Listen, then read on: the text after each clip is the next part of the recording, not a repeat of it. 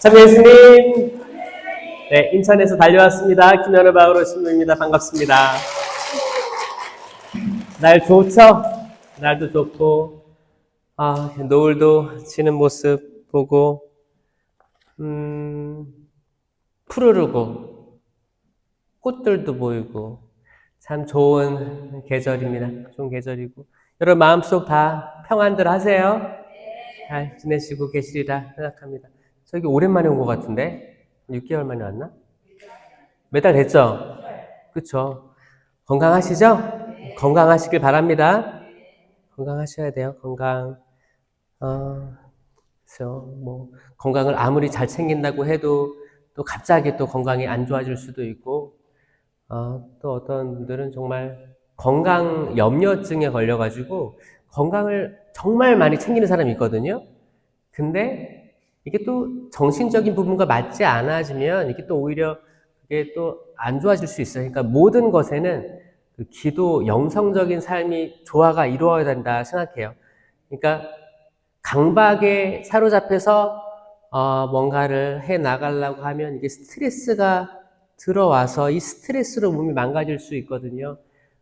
여러분들이 하는 모든 일들에 스트레스 제로, 스트레스 제로. 완벽하게 그렇게 되기 또 어렵겠지만 희망하는 거지. 그래, 스트레스 지금 조금 쌓여있는 스트레스 좀 털어내자. 내가 이 스트레스 다 가지고 있어봤자 뭐하냐. 남는 것도 없고, 그쵸? 다 손해예요. 그래서 털어내자. 스트레스 털어내자라는 생각하세요. 저는 오늘 좋은 것, 나쁜 것, 이란 주제로 묵상하면서, 사실 이 묵상하면서 제가 순천 갔다 왔거든요. 순천에 여기 그때 대피정이 있어가지고 순천에 갔다가 오는 길에 오는 길에 묵상한 내용이에요. 오는 길에. 왜냐면 저는 그 책상에 앉아가지고 다음 강의를 진득하니 준비할 그런 시간이 여의치가 않더라고요. 그래서 지금 거기 순천에서 오면 5시간 넘게 걸리잖아요. 거기서 지금 이렇게 준비하라는 뜻이구나 해서 하나 주제를 잡아가지고 계속 떠올리면서 맞습니다. 좋은 것, 나쁜 것, 좋은 행동, 나쁜 행동, 옳은 것, 나쁜 것. 이 말들은 다 절대적이라고 보기보다는 상대적이지 않아요? 상대적이죠. 상대적이에요. 근데 왜냐면 내가 옳고 좋은 것이라고 생각하는 게 있을 수 있어요. 근데 이게 상대방이 봤을 때 나쁜 행위로 도출될 때가 있다는 거죠. 그렇지 않나요? 만약에 어떤 군인이 파병 가가지고 어디서 거기서 군대 명령 따라야 되니까 사람을 학살하고 죽이고 감금하고 이런 것들은 그 군대 행위 안에서는 옳은 거겠죠. 거기서 잘한 거겠죠. 칭찬받고 승진할 그런 일이죠. 근데 그거를 바라보고 있는 수많은 국민들이 볼 때는 나쁘고 욕먹을 거잖아요. 두고두고 역사에 남을 일이잖아요. 그래요. 예를 들어 그런 거예요. 그리고 각자 우리가 다 사고가 다르단 말이에요. 나는 이렇게 생각했는데 부모님은 어떻게 생각했고, 내가 어렸을 때 난 이게 옳은 거라고 생각했는데 부모님이 옳은 거는 나를 엄하게 훈육한 거? 또 시간이 또 지나보면 또 다르게 해석된단 말이에요. 자, 이 모든 것들, 다른 거, 옳은 거, 그런 것들 한번 생각해보는 시간 됐으면 좋겠습니다. 기도하겠습니다. 성부와 성자와 성령의 이름으로 아멘. 사랑이 많으신 주님, 감사합니다. 저희들 이 노원성당 미사 끝난 이 자리에서 또 당신 말씀 듣고 기쁘게 찬양하고 율동도 하고 안수 받고 좀 마음의 여유를 갖는 이 시간 주심에 너무 감사드립니다. 또 이 시간을 통해서 저희들이 회복됨을 느낍니다. 회복되고 당신의 은총 가득 누리는 이 시간이 행복합니다. 당신께 쓰여지는 모든 시간이 아깝지가 않습니다. 당신을 사랑하고 당신을 사랑하기 때문에 계속 같이 있고 싶습니다. 어딜 가든 당신의 은총이 따라다니는 걸 느낍니다. 항상 당신과 함께 있고 싶습니다. 저의 순수한 마음들 받아주셔서 여기 온 당신의 자녀들 당신께서 친히 어루만져 주시고 안아주시길 바랍니다. 이 모든 기도 우리 주 예수 그리스도를 통하여 비나이다. 아멘. 성부와 성자와 성령의 이름으로 아멘.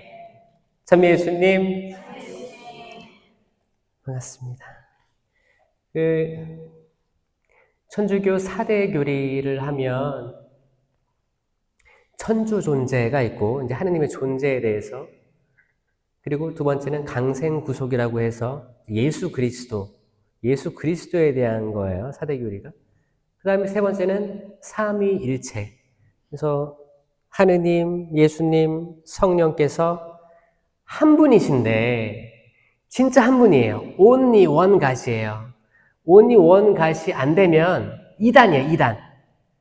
그래서 유명했던 게 삼신론이었어요. 왜? 성부 하느님, 그 성자 예수님인데 성자도 하느님. 맞죠? 하느님 맞잖아요. 성령도 하느님. 이거 완전히 구분돼서 떨어뜨려 놓으니까 세 분의 신이 된 거예요. 이거 이단이었어요, 과거에. 지금도 그렇게 생각하는 사람이 있을 수도 있어요. 삼위일체를 잘못 해석하신 분들이 삼신론에 빠져 있거든요. 자, 삼위. 그게 아니고, 근데 왜 세 분이 아니고 세 위격인데 한 분 하느님이라고 하느냐. 그게 이제 4대 교리에 등장하는 거예요. 자, 세 분의 위격, 성부, 성자, 성령이 한 분이신데 뚜렷하게 구분되어 있다. 자, 예를 들어서 지금 십자가에 달리신 예수님이 하느님이신가 사람이신가가 엄청난 논쟁 속에 있었어요. 그랬을 것 같지 않아요? 옛날에 진짜 그때가 3세기 때 이제 니케아 공의회, 콘스탄티노플 공의회 때 확립된 거기 때문에 예수님 돌아가시고 300년에 걸쳐가지고 이 논쟁이 있었다는 거예요. 이 달려 계신 분이 누구셨냐?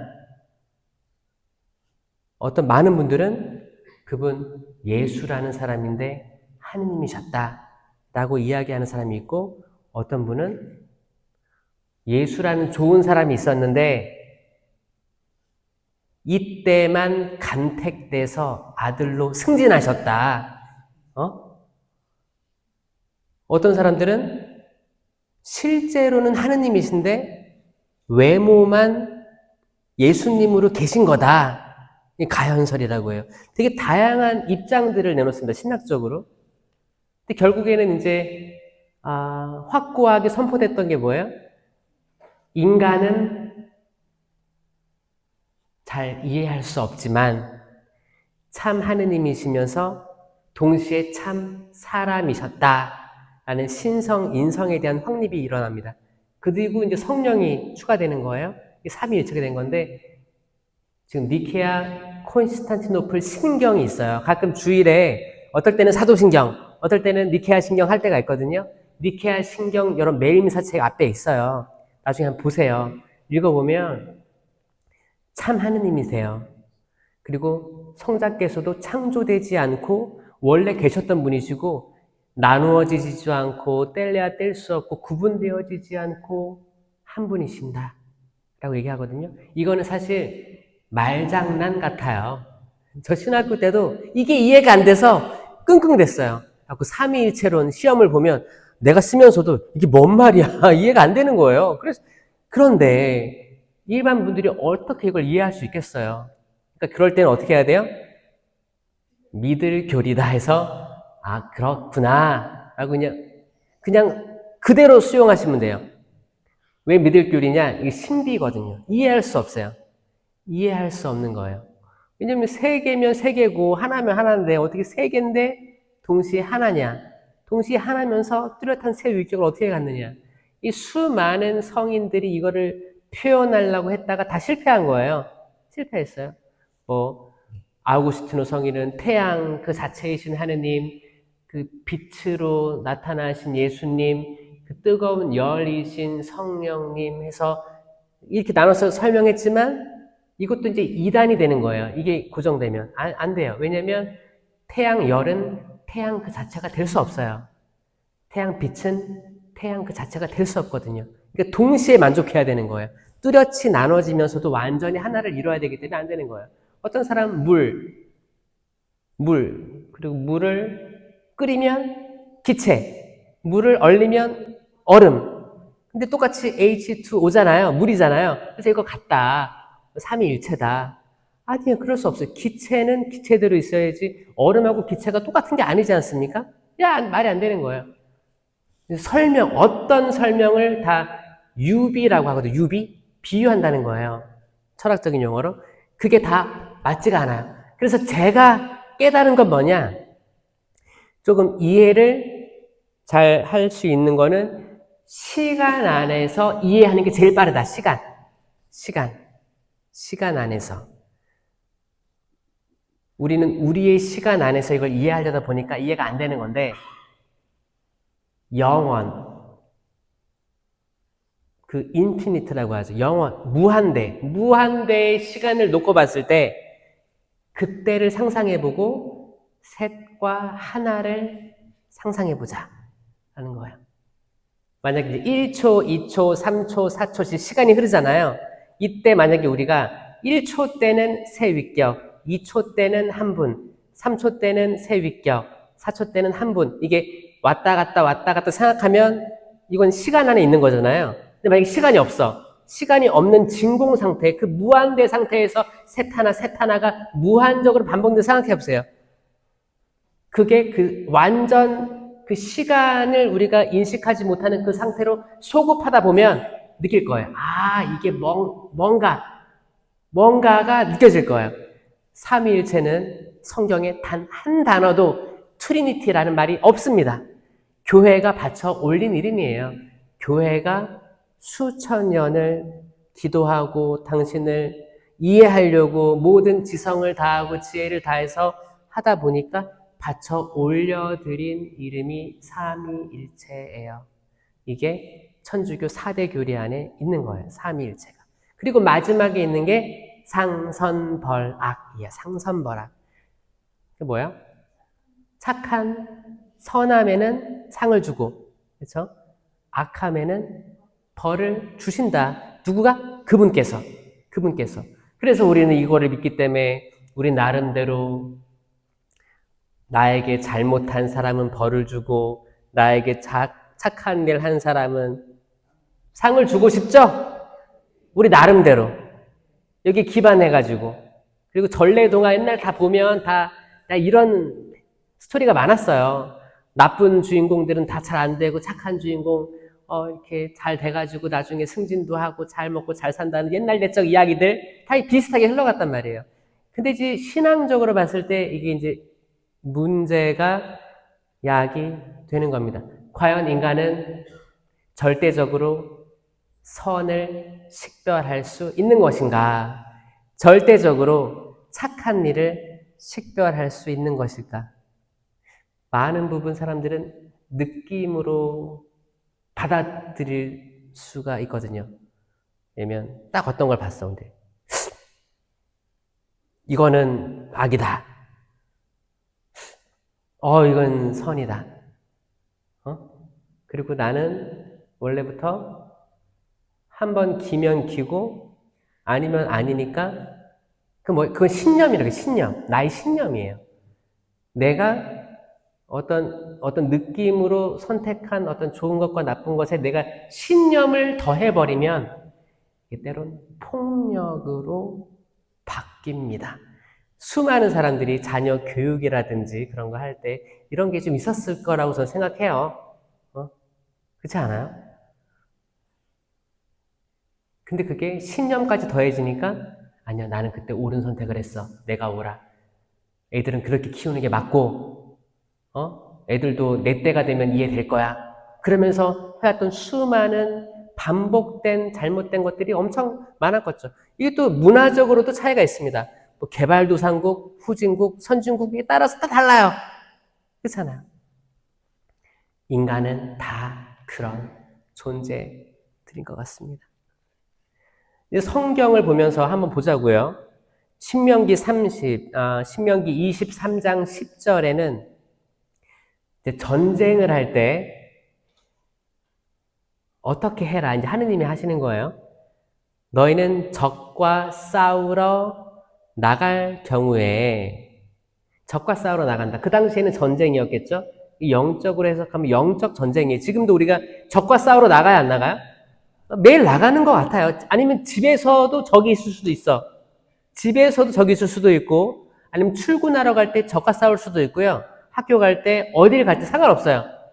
단순히 운전하고 갈 때도 새로운 적들이 나타날 수도 있어요. 왜? 누군가가 나의 평화를 송두리째. 신기한 게 내가 이렇게 저축한 평화가 있거든요. 차근차근 내가 공을 들여가지고 돌을 닦아 이렇게 무건수행을 해 하다가 이거를 계단을 밟아 올라갔다면 이 계단을 하나하나 빼가는 게 아니고 이거를 완전히 무너뜨립니다. 신기하지 않아요? 정말 신기해요. 영적 전쟁입니다. 그럴 때 이제 하느님께서 이스라엘 백성들에게 뭐라고 했냐면 적과 싸우러 진영으로 나아갈 때 온갖 나쁜 것들을 조심하여라.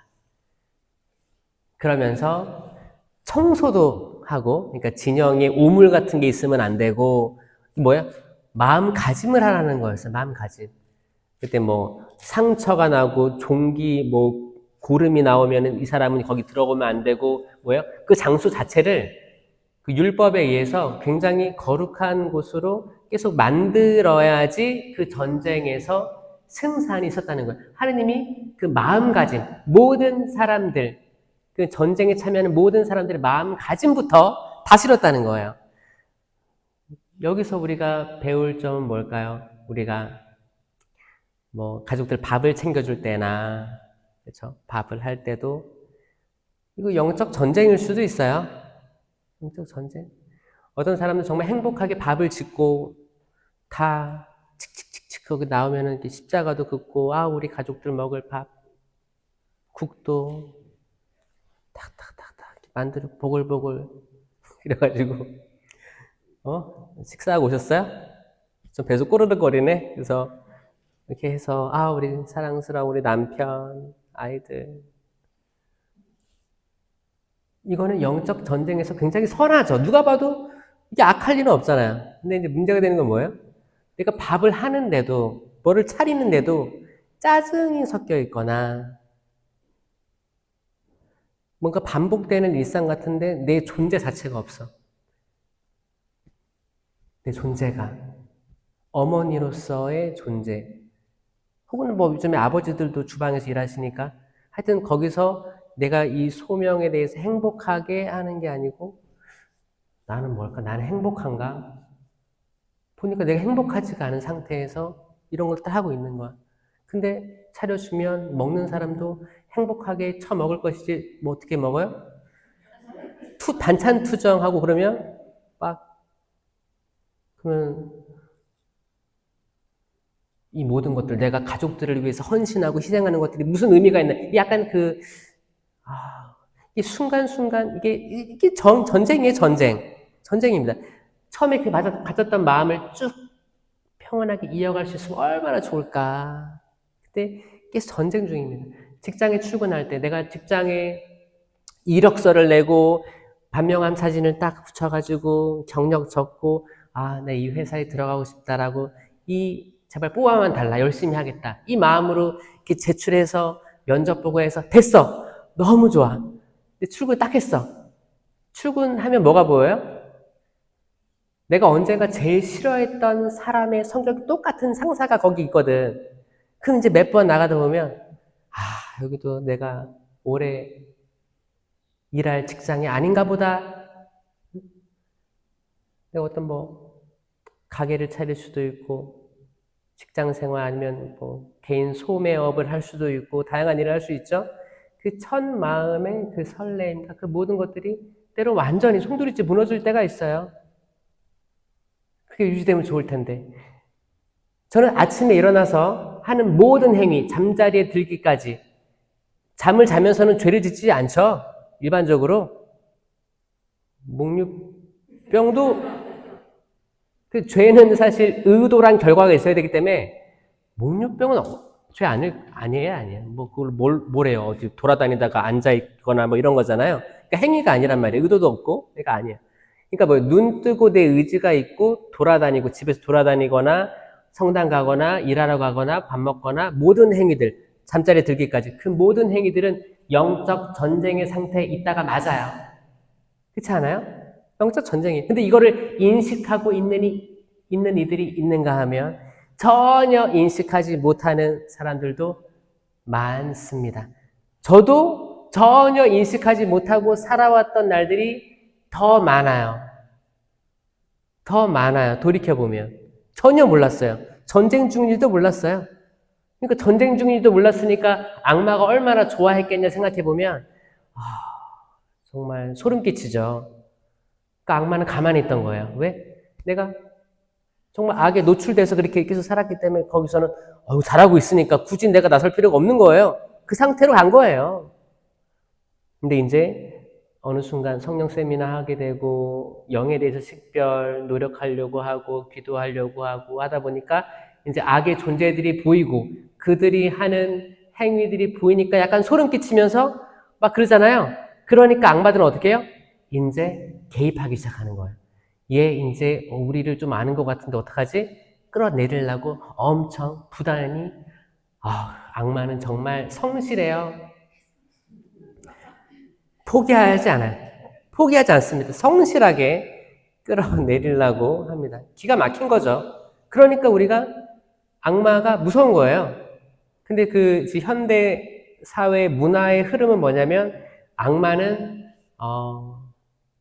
때론 귀엽기도 하고 이게 웨스턴 컬처가 그래요. 악마 이를 약간 유령, 고스트 그 정도 느낌으로 사람을 도와주는 그런 느낌으로 귀여운 그런 느낌으로 포장을 많이 합니다. 애들 보는 만화 영화, 애니메이션 이런 거 보면 그래요. 그런 흐름이 있고 현대사회에서 악마가 어딨냐? 아유, 다 그냥 사람 자체가 악하다. 이런 표현을 하면서 악마가 존재하지 않는다. 그런 거예요. 그러니까 천주교는 성선설을 믿어요. 인간 본성은 선하다. 이걸 천주교 믿는 거예요. 왜냐면 이 선한 본성을 창조하시기 때문에. 근데 전 세계적으로 보면 성악설도 거의 반을 믿어요. 성악설은 뭐예요? 성악설, 인간 본성이 악하다라는 거예요. 그러니까 악마는 존재하지 않는 거예요. 인간 자체가 악한데 무슨 악마를 찾냐? 인간이 악하고 인간에게 모든 죄를 뒤집어 씌워서 어떻게 해야 돼요? 처벌해야 되는 거예요. 이게 법이에요. 이게 사형제도고 그런 거죠. 그러니까 천주교랑은 좀 거리를 두는 게 있어요. 어떤 사람은 그것도 아니고 저것도 아니고 성무선악선 그렇게 했죠. 그럴 때도 있고 저럴 때도 있다. 그렇죠? 이거를 영적으로 해석하면 성무선악도 가능성이 있지만 그 본성 자체 창조됐을 때도 성무선악은 아니었어요. 성선이었어요. 하느님이 보시니까 인간은 참 좋았으니까 성선입니다. 혹시나 여러분들이 자녀들하고 얘기할 일이 있으면 꼭 성선. 너 모든 사람은 참 좋아. 그렇게 태어났어. 아니 애기한테서 어떻게 악함을 찾을 수가 있습니까? 갓 태어난 아기가. 갓 태어난 아기가 응애 울 때 누가 나를 이렇게 빨개 벗겨놨어? 엄마 목을 졸라요? 아니잖아. 아기가 무슨 악이 있어요. 아기 그 자체로 선한 거예요. 너무 좋은 거예요. 선물이에요, 선물. 너무. 아기를 낳아보지도 않고 상상으로 얘기하는 거예요. 상상이에요, 상상. 어머니들은 특별히 더 잘 알 것 같아요. 첫 아이 태어났을 때, 둘째, 셋째 태어났을 때, 이렇게 뭐 드라마 같은 거 보면 이렇게, 다큐멘터리 같은 거 보면, 그래서 닦아가지고 이제 엄마 이렇게 안겨주잖아요. 그렇게 해요, 진짜? 그래서 안았어요? 그때 어땠어요, 느낌이? 너무 이쁘고 소중했어요? 너무 귀엽고? 뭐, 통증 같은 거는 다 잊어버리고? 정말 그랬어요? 그러니까 이제 성경 말씀에도 그대로 나오는 거잖아요. 그 성경을 정말 잘 이해할 수 있는 분들은 특별히 전 여성에게 많은 것들이 열려있다고 생각해요. 남자들은 자다 깨도 죽었다 깨어나도 모를걸요? 그쵸? 그런 마음들은. 그래서 대단합니다. 욥기를 볼까? 욥기는 아시겠지만, 욥이 겪었던 고통을 이야기하기 전에 욥이 겪었던 좋은 것들이 있었어요. 좋은 것들. 욥은 아들이 7이었어요. 아들이 7이었는데 뭐라고 하냐면 욥의 아들들이 순번을 정해서 돌아가면서 잔치를 베풀었다라고 했어요. 돌아가면서 잔치를 베풀었다. 욥의 아들들이 7이니까 이 말은 뭐예요? 월요일은 첫째 아들, 화요일은 둘째 아들, 수요일은 셋째 아들, 뭐야? 매일매일 잔치가 열렸던 집안이었습니다. 매일매일. 매일매일. 와, 오늘은 넷째, 다섯째, 내일은 또 첫째네, 한 바퀴 돌았어. 매일매일 끊이지 않고 잔치가 벌어졌던 그 집안. 그러면서도 이제 욥은 혹시나 우리가 잘못한 게 있지 않을까 해서 속죄의 제물을 계속 바치면서 의로움을 지키려고 노력했던 거예요. 사실 욥은 의로웠다고 했으니까 하느님께 직접 세상에서 그만큼 의로운 이는 없다라고 악마에게 사탄과 대화하잖아요. 그래서 욥은 확실히 의로웠어요. 저는 그 자녀들의 문제가 어떤 게 있지 않았을까라고 추정하지만 왜 그 의로운 욥이 왜 그런 시련을 다 겪어야 되느냐, 여기에 대해서 질문거리거든요. 이건 질문거리. 사탄이 그럽니다. 의로운 사람이 어디 있어? 지금 고난을 내려봐. 지금 이렇게 매일 축제 벌이고 행복하니까 의롭게 살려고 노력하는 거지. 아주 가난해지고 아주 폐가 망신 정도 가면 당신은 비난할 것이요 하면서 이제 하느님께서 악마에게 그래 한번 너가 시험해봐라. 의로운 욥을 시험해봐라. 허락을 내립니다. 첫 번째 재앙이 있었는데 첫 번째 재앙은 집이 무너져 내립니다. 불도 타버리고 가지고 있는 모든 소출들이 불타버려요. 자녀들도 죽습니다. 가지고 있는 모든 소유들이 그냥 없던 것처럼 변해버립니다. 어마어마한 재앙이죠. 상상도 하기 싫을 재앙일 거예요. 우리들의 소유가 얼마나 있나요? 한순간에 다 모든 탤런트들, 재능들, 가족들, 내가 축적한 재산들이 한순간에 다 사라져 버린다면 하느님을 원망하지 않을 사람이 과연 있을까요? 차라리 나도 죽여주지. 나만 살려놓고 다 죽은 거잖아요. 잘 보세요. 욥은 살았어요. 욥과 욥의 아내는 살았는데 자녀들, 딸들, 가축들, 집, 재산 다 날아간 거예요. 엄청난 일을 겪은 겁니다. 그때까지만 해도 욥은 하느님을 저주하지 않았어요. 대단한 거죠? 와, 이게 자체가 대단한 것 같아. 이런 사람이 있을까요? 와. 두 번째는 욥 본인에게 온 재앙이었어요. 이제 가려움증, 종기. 그때는 뭐 의술도 발달되지 않았기 때문에 그런 것들이 퍼지기 시작하면 뭐 고름을 통해서 또 이렇게 퍼지고 그러기 때문에 온몸에 나서 진짜 뭐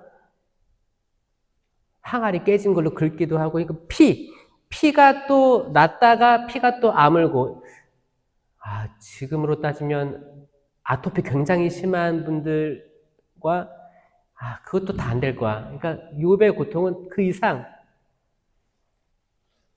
그랬어요. 욥은 그래도 하느님을 저주하지 않았습니다. 이런 사람이 어디 있어요? 그러니까 여러분들 혹시 힘들 때가 있을 수 있어요. 그럴 때 욥기를 보고 있으면 여러분 화는 잊혀질 거예요. 왜? 환장하거든. 어떻게 지금 욥이 이렇게 입을 꾹 닫고 하느님을 욕하지 않느냐, 비난하지 않느냐, 탄원하지 않느냐. 근데 여기서 아주 재밌는 부분이 나옵니다. 욥의 아내. 욥의 아내가 명대사를 날리는 거죠. 욥의 아내도 첫 번째 재앙 때는 가만히 있었는데 둘째, 욥이 너무 스스로를 괴로워하니까. 글쎄요, 욥의 아내를 상상해 보면 첫 번째 재앙, 모든 가축들과 가족들을 잃었어. 자식들 잃었어. 어느 정도 마음 추스리고 난 다음에 또 자식을 낳으면 되지 않을까라는 생각했지 않았을까? 그때까지만 해도 하느님께 원망하기보다는 지금 어떻게 살아있는 이 둘 가정, 그렇죠? 부부만 보고 버텼던 것 같아요. 근데 남편이 아프니까 아내가 환장한 거예요. 그렇지 않습니까? 여러분도 만약에 여러분이 그렇게 싫어하는 남편이 아프면 여러분 아마 하느님 원망하실 수도 있고, 아니 아파서 누워있는 남편에게 화를 낼 수도 있을 거라고 생각해요. 왜? 이거 속상한 거거든. 제발 건강해서 돌아다니고 아무것도 안 해도 좋으니까 실실 웃고나 다니고 밥이나 먹고 주는 대로 뭔가 근처에 있으면 얼마나 든든해. 근데 맨날 긁고 피 나고 피 멈추면 딱쟁이 지고 또 그거 긁고 이게 온몸이 그런 상태니까 아내가 이제 다 찼어요. 게이지가. 뭐라고 했어요? 야, 이건 여자분이 읽어야 되는데 당신은 아직도 당신의 그 흠없는 마음을 굳게 지키려 하나요? 어떤 식으로 얘기했을까요? 이쁘게 얘기했을까요? 당신은 지금도 당신의 그 흠없는 마음을 굳게 지키려 하나요? 이렇게 했을까요? 당신은 지금 그리고 뭐라고요? 하느님을 저주하고 죽어버려요. 이렇게 얘기한 거예요. 하느님을 저주하고 죽어버려요. 이렇게 아픈 상태로 내 옆에 있지 말고 죽어버리라고. 이건 진심이에요. 이거 기가 막힙니다. 욥의 아내가 이랬습니다. 그러니까 욥의 아내가 악해서라기보다 그렇죠? 다 선한 사람들이잖아요. 근데 그 상황이 너무 고통스럽고 괴롭고 그때 악이 딱 건드리는 거예요. 뭐냐면 여러분 번지 점프 같은 거 해봤어요? 안 했어요? 어떤 사람은 번지 점프 너무 무서운데 친구들끼리 갔다가 이렇게 거기 사진만 찍고 내려오려고 이렇게 했대요. 그러다가 친구들 밑에서도 막 이렇게 보고 와 제가 저렇게 겁 많은 애가 뛰어내린다고 막 보고 영상 찍고 막 그러고 있는데 걔가 멋지게 뛰어내린 거예요. 그래서 와 박수 막 치니까 걔가 나중에 걸어 올라가가지고 누가 난 밀었어 그랬잖아요. 그만큼 여러분 생각이 없어도 내가 이런 말을 하고 싶지 않아. 왜냐면 슬프잖아. 우리 같이 그래도 맞대고 같이 걸어가야 될 부부 사이인데 너무너무 속상한 게 있는데 이걸 악마가 콕 찌르는 거예요. 잘 생각해보세요. 여러분들이 아마 화낼 때 있잖아요. 저도 그럴 때가 있거든요. 신기해요.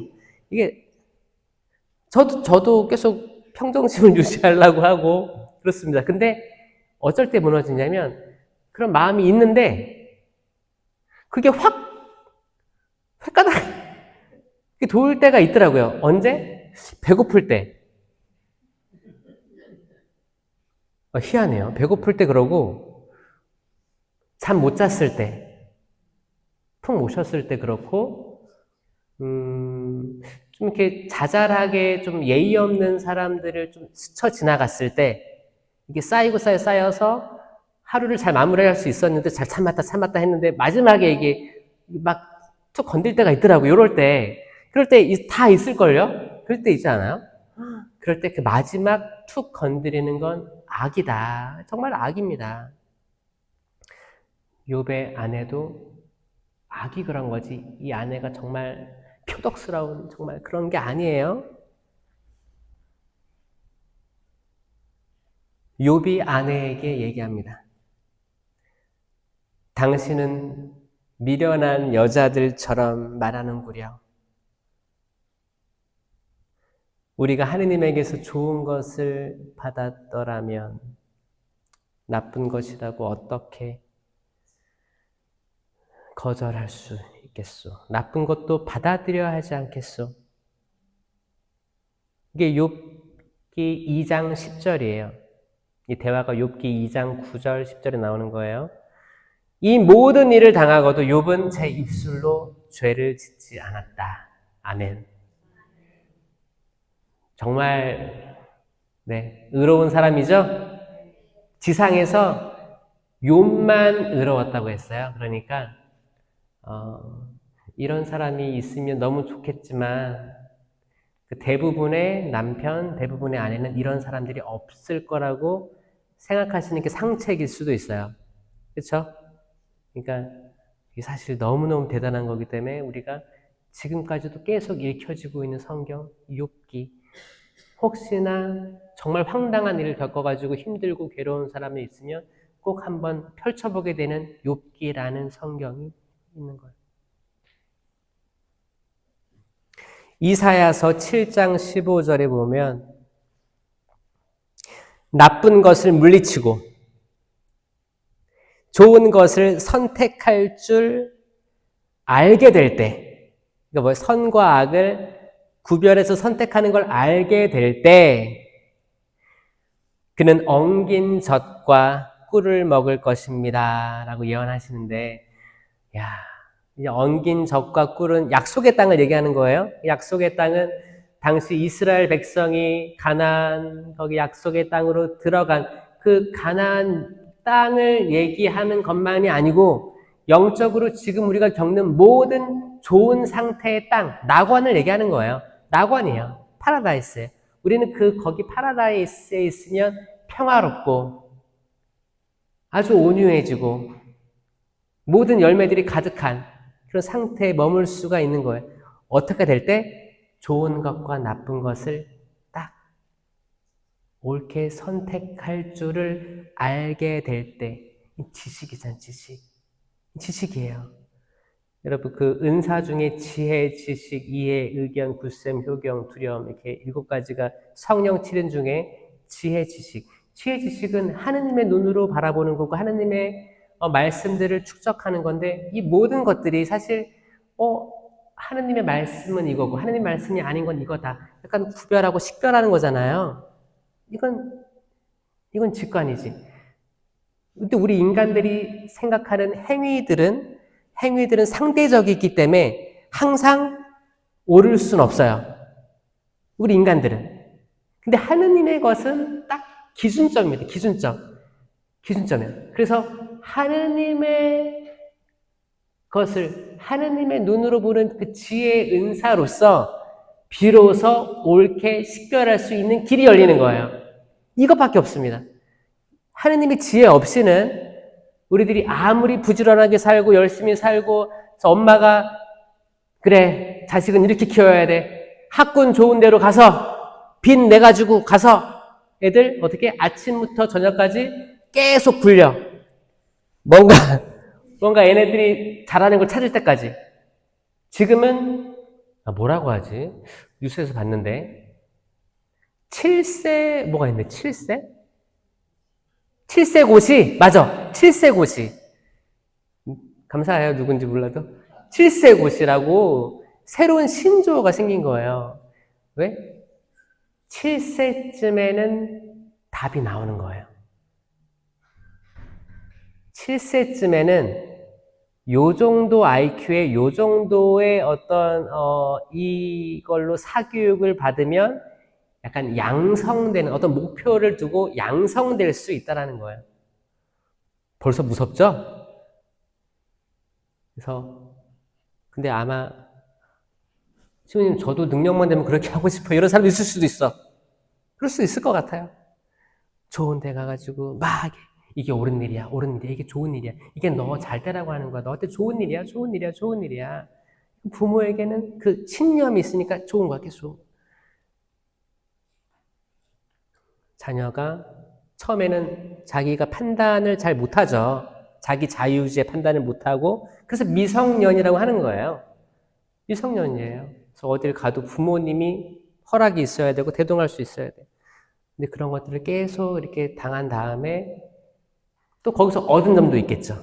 아, 내가 만약에 가난한 집에 있었다면 내가 전혀 누르지 못할 것들을 내가 누렸네? 이렇게 좀 긍정적이고 선한 마음으로 받아들이는 아마 성숙한 친구들이 있는가 하면 어떤 이들은 이건 당연히 받는 거 아닌가?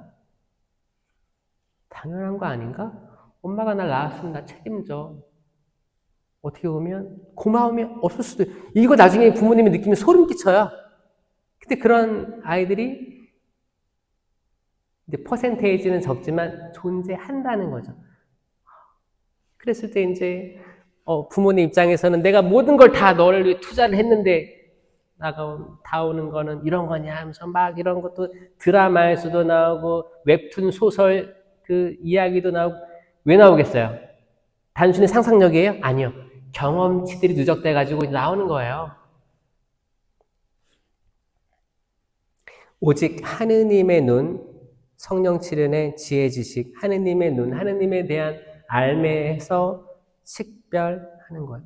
그러니까 하느님의 눈으로 식별하면 그 엄마도 잘못된 걸 수도 있는데 엄마는 스스로 잘한 거라고 느낀 거죠. 마찬가지로 하느님의 눈으로 다 봐야지 이게 틀릴 확률이 제로에 가깝다는 거예요. 제로에 소급하는 거예요. 근데 우리들이 제멋대로 우리들이 이게 약간 또 이게 트라우마도 섞여 있어. 어떤 부모님들은 그래요. 내가 어렸을 때 잘 못 배웠어. 또 다양한 이유가 있을 수도 있지만 내가 아들이 아니고 딸이었어. 딸이 교육 못 받았을 때가 있었어요. 그러면 아들한테만 다 해주고 딸을 또 많이 컸는데 공부를 돈이 없었겠지. 이해는 되지만 그랬을 때 그럼 나는 나중에 아들이든 딸이든 공부시킬 거야. 이런 신념이 생겨버린단 말이에요. 그래서 그걸 이제 투영하게 되고 어떤 분들은 또 내가 어렸을 때 너무 하고 싶었던 미술을 오빠한테 양보하느라고 근데 보니까 자기도 천재인 거 알았어.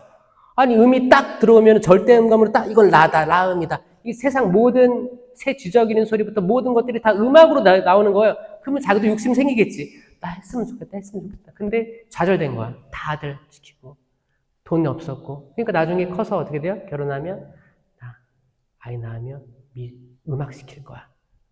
이런 것들이 또 이제 이게 세대를 거치면서 또 이렇게 신념화되면 또 이제 이렇게 또 그 아이는 도를 아십니까? 차라리 도를 아십니까? 그 도를 알지. 음악은 전혀 몰라. 근데 계속 학원 다니면 애가 어떻게 되겠어요? 원망스러운 거야. 나도 뛰어놀고 싶은데 왜 난 맨날 학원 가야 돼? 자, 이게 오직 하느님의 눈으로만 식별하고자 하는 마음, 이 자체가 겸손한 거죠. 그래, 내가 가지고 있는 모든 것들 완벽하지 않으니까 하느님께 의지하자. 마태복음 13장 48절에서는 이제 하느님께서 궁극적으로 나중에 어떻게 심판하실지에 나오는데 이것도 확실한 거죠. 확실해서 때로는 막 속이 시원하기도 하고 소름 끼칠 때가 있어요. 이제 그물 던져서 물고기 잡는 거예요. 비유하는 거예요. 그물이 가득 차서 사람들이 그걸 다 물가로 끌고 들어올려서 이제 앉아가지고 좋은 것들은 그릇에 담고 나쁜 것들은 밖으로 던져버렸다. 여기서 핵심은 뭐냐? 물가로 끌고 왔다는 거예요. 물가로 끌고 왔다는 건 물 위에 떠 있는 게 아닙니다. 물가에 끌고 왔다는 건 그리고 끌고 올려놓다는 건 땅이에요. 땅이죠. 앉아서 땅이에요. 땅. 그러니까 배 위에 앉아서 이런 게 아니고, 왜냐면 어떤 성화에서는 그림 그릴 때 배 위에서 이거를 던져버리는 거를 표현하기도 하지만 잘못됐고, 뭐예요? 무트로 올라와서 물고기를 다 끌고 나온 거예요. 그리고 땅에, 그러니까 물에 가까운 땅에 올라와서 거기 앉아가지고 금을 펴가지고 좋은 생선들은 그릇에 담고, 이 그릇은 제가 몇 번 얘기했는데 이거는 베슬이에요, 베슬. 베슬이에요. 그릇은 담는 것.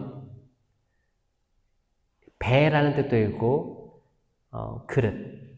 이게 성모님까지 이어진다고 제가 몇 번 얘기를 했어요. 성모님도 담는 그릇으로 계속 전통적으로 알려져 온 거예요. 그 카나의 첫 기적에서 6개의 돌 항아리도 6개의 벳슬이에요. 7번째 벳슬이 성모님인 거예요. 성모님은 하늘에 계신 하느님을 담았던 그릇이에요. 그 자궁도 그릇으로 표현합니다. 그래서 그들은 이제 다 끌고 와서 앉아가지고, 땅이라는 거죠. 땅에서 좋은 것들은 그릇에 담고, 나쁜 것들은 물로 던졌어요? 물로? 아니요, 밖으로 던져버렸다. 이 밖은 뭘까요? 그게 그릇 밖이에요. 그럼 그 물고기들이 일단, 생산 가치도 없고, 가치가 없는 거예요. 가치가 없고, 뭐 이렇게 상처 났거나 뭐 그런 거겠죠? 근데 어차피 다 올라오면 죽는 건데, 죽어서 가치 있게 쓰일 것들이 있고, 그냥 죽어서 마치 있지도 않은 것처럼 돼버린 영혼들이 있을 수 있다. 우리도 결국 죽을 거 아니에요. 언젠가 하느님 곁으로 갈 건데, 이게 물 밖으로 나왔다고 생각해봐요. 우리가 물고기인데.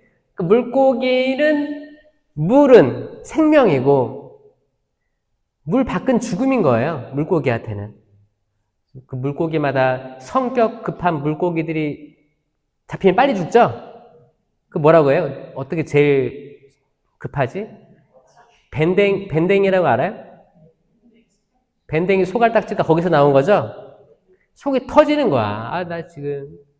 근데 아마 더 많은 것들이 더 빨리, 고등어도 그렇죠. 고등어도 빨리 죽어요.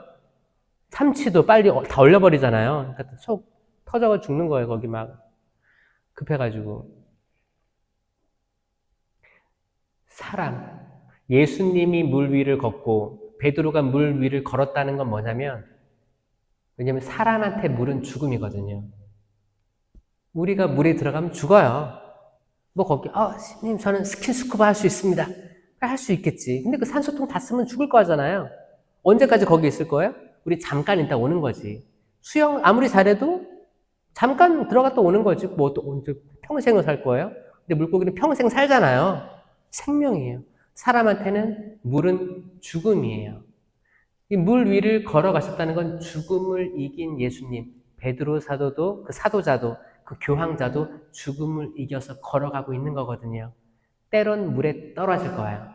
물에 빠지기도 합니다. 교황저가 그래요. 사실 교황님 위해서 기도 많이 해야 되는 게, 이제 저번에, 교황 주일이었나? 그때 역대 교황들을 쫙 공부할 때가 있었어요. 그때가, 지금이 267대 교황님, 레오 교황님이시죠? 그럼 266대까지, 266명이 다 성인일까요? 여러분, 이거 나중에 찾아보시면 깜짝 놀랄 거예요. 성인 품에, 성인 반열에 든 교황님이 별로 안 계십니다. 복자도 몇 분 계시고, 많은 분들이 전혀 거룩함과는 상관없이 있다 가신 분들도 많아요. 역사 안에서. 이거 나중에 보면 묵상거리 많이 될 거예요. 여러분, 교황님이 나오기 쉬워요? 이 교황님 나오려면 어떻게 나와야 되는 거예요? 첫 번째, 아들 낳아서, 어떻게 신학교를 보내요? 일단 신부를 만들어야 돼, 일단 신부를 쉽죠? 쉬워요. 신부를 만들고, 얘를 유학을 보내야 돼, 유학을. 유학 보내서 박사학위 이런 거 따게 해서, 어떻게든 주교를 만들어 먼저. 주교 만들어요. 쉽죠? 주교 만들고 그럼 주교들이 전국에 몇 명 있을 거 아니에요? 이제 그 중에 어떻게 해서든 업적을 많이 쌓건 아니면 인지도가 있건 아니면 거룩하건 해서 추기경을 만들어야 돼요. 쉽잖아요, 그쵸? 그럼 추기경들이 다 로마에 모여요. 근데 그 타이밍도 있어요. 어떤 교황님은 오래 사시고 막 그러면은 나이대가 또 안 맞으면 투표권이 없어. 그럼 못 하거든요. 아주 운이 좋게 교황님 선종하시고 그때 좀 이렇게 나이대가 맞는 추기경들 단에서 한 명이 나오는 거예요. 교황되기 쉽죠? 너무 쉬운 것 같은데?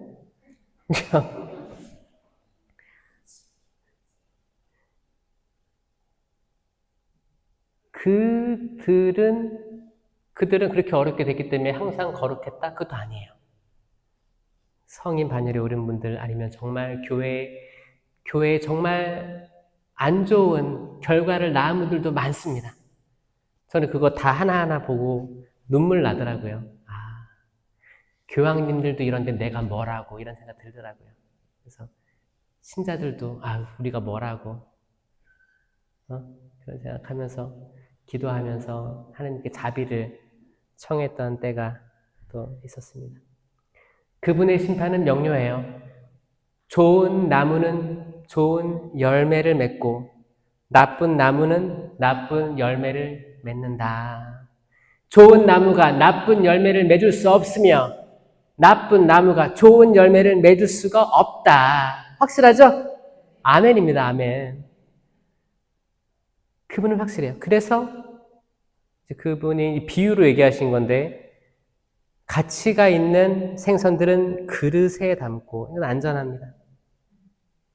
이 물고기가 살아서 안전하다는 게 아니고 이 물고기들은 사람들에게 양식으로 쓰일 거고 화목한 가정에 기쁨을 주는 식량이 될 거기 때문에 가치가 있어지는 거예요. 영적으로 이해한다면 다 죽는 건 마찬가지예요. 우리도 다 죽을 거잖아요. 언젠가 하느님 앞에 갈 건데 하느님 식탁에서 같이 어울리는 거죠. 같이 어울리는 거예요. 그리고 이제 과거를 쭉 돌아보면서 어떤 일이 있었고 너는 이때 그렇게 억울했음에도 불구하고 억울함에도 용서하고 온유한 마음으로 용서하고 선함을 베풀고 기부하고 가난한 사람 도와주고 홀로 있는 부모님을 모셨다던가 다양한 이런 일들을 했구나. 내 착한 종아, 내가 작은 일에 성실했으니까 너에게 10고을 맡기겠다. 5고을 맡기겠다. 상급들을 주시는 장면들이 떠오를 거예요. 그런 거예요. 마태복음 25장에 나오죠. 양과 염소를 나누듯이 너는 내가 목말랐을 때 마실 걸 주었고 배고팠을 때 먹을 걸 주었다. 내가 감옥에 갇혔을 때 찾아주었고 내가 다 헐벗었을 때 입혀주었다. 그러니까 그 사람이 뭐라고요? 주님, 저희가 언제 당신께서 배고픈 모습으로 목마른 모습으로 벗겨진 헐벗은 모습으로 계셨습니까? 그러니까 가장 작은 이에게 너희가 했다면 가장 작은 이에게 먹을 걸 주고 마실 걸 주고 옷을 입혀주고 또 홀로 있는 이들을 찾아준 거죠. 감옥에 있는 갇힌 이들 찾아주었다면 이게 바로 나에게 해준 것이다. 그리고 영광스러운 식탁에 올라라 하잖아요. 그러니까 그 작은 이가 누구라는 거죠. 가장 작은 이가 누굴까요? 이 가장 작은 이에 대한 해석도 많습니다만 제가 확실히 느낄 수 있는 건 가장 작은 이는 이 모든 전체 인류에서 가장 작은 이를 뽑는다는 게 아닙니다. 뭐예요? 각 공동체예요. 각 공동체마다 작은 이가 존재합니다. 각 공동체마다. 이 공동체에는 가족도 포함되어 있습니다. 확실해요. 가족에 작은 이가 있고 큰 이가 있습니다. 그래서 저는 성탄 시기가 되면 특강 가고 이럴 때 항상 좀 그 얘기예요. 성탄절날 기쁘다고 오셨네 하고 데코레이션 막 하고 크리스마스 트리 쫙 올리고 선물 주고받고 그리고 성탄절 이브 때 숙박업소에 꽉 찼다 그러죠? 성탄절 이브 때 그 예약하려면 적어도 6개월 전 그렇게 해야 된대요. 그거 다 알아요?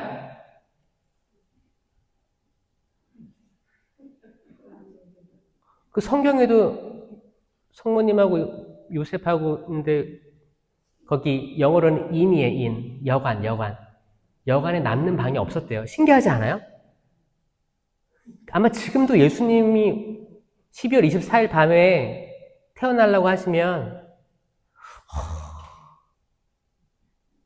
마구간이 어딨지?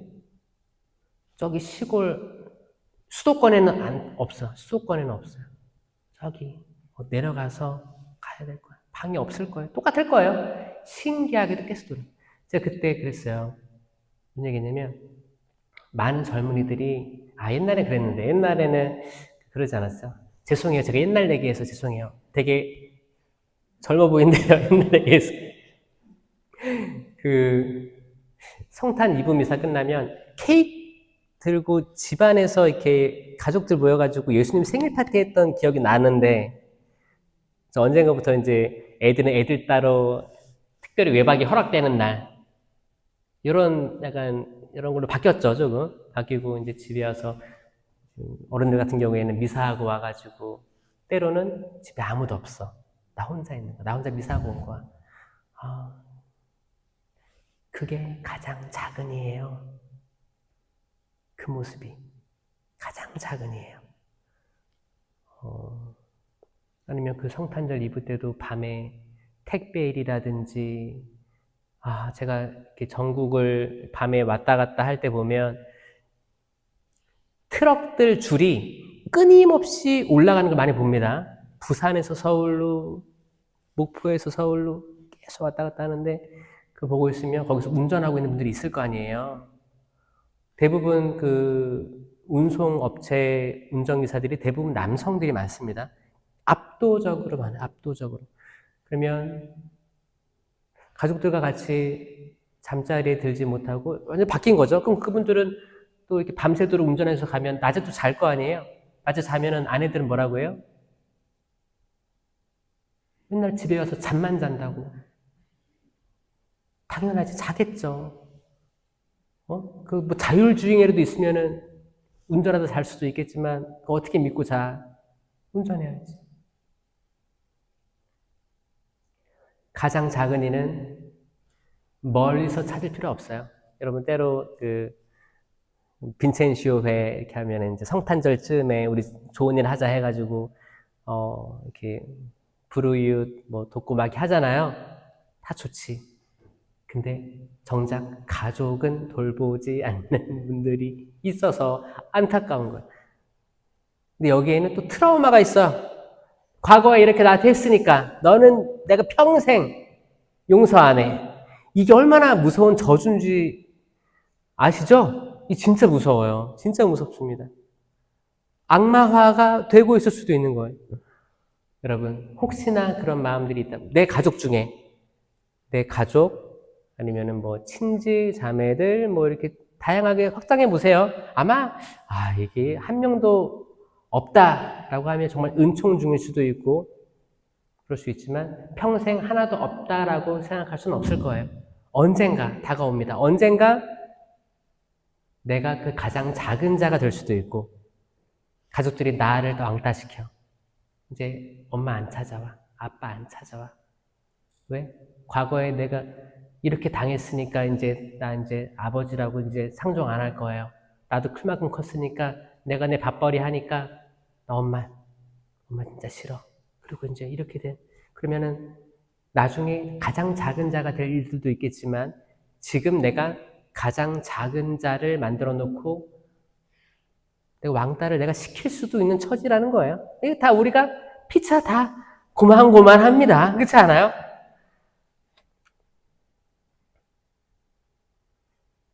루카복음 16장 25절에 보면 시간이 벌써 이렇게 됐네? 난 시간 2시간 줘야 될 것 같아요. 아쉽지만 마무리를 해야겠습니다. 루카복음 16장 25절에도 이제 아브라함의 품에 안긴 라자로, 거지 라자로가 등장하는데 이제 부자는 계속 흥청망청 먹었어요. 욥의 아들들처럼 사실 욥의 아들들처럼 욥의 아들 7이었다고 했죠?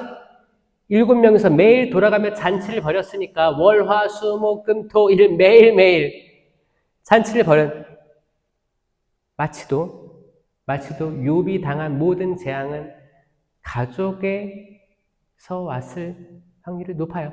엘리 사제도 엘리의 2 아들들 때문에 망했잖아요. 그렇잖아요? 부자도 죽고 라자로도 죽었는데 라자로는 아브라함 품에 안기고 그래가지고 이제 물 좀 찍어서 내 혀 좀 식혀달라고 그러잖아요. 부자가. 그러니까 아브라함이 얘기합니다. 얘야, 너는 살아있는 동안 좋은 것들을 받았고 라자로는 나쁜 것들을 받았음을 기억하여라. 여기서 부유함이 나쁜 게 아님을 증명하거든요. 자, 여러분, 저는 부유함 필요하다고 생각해요. 부자에게 하는 말이에요. 너는 살아있는 동안에 좋은 것들을 받았고, 아멘. 부자, 뭐예요? 그러니까 좋은 게 많이 있지만, 돈이 많다고 해서 나쁜 거라고 폄하할 수 없다는 거죠. 그쵸? 부자도 있고, 뭐 중산층도 있고, 가난한 사람도 있겠지만, 부유하다고 나쁘고 지옥 가는 게 아닙니다. 그쵸? 이 부자가 잘못한 건 뭐예요? 가장 작은 자를 찾지 못했던 거예요. 이건 누군가에게는 해당되는 겁니다. 여러분, 가장 작은 자 찾았으면 좋겠어요. 분명히 주변에 있어요. 멀리서 보지 마세요. 그게 때론 나 자신일 수도 있는데 나 자신은 빼야 되는 게 왜냐? 약간 자기 연민이 심한 사람은 내가 제일 약자다라는 신념을 가져버리면 주변 사람이 안 보입니다. 그래서 전 최대한 나 말고 내 가족 안에 가장 작은 이가 있을 거라고 찾아보는 그런 생각들, 묵상들 굉장히 신앙생활 중요하다고 생각합니다. 지금까지 들어주셔서 감사합니다.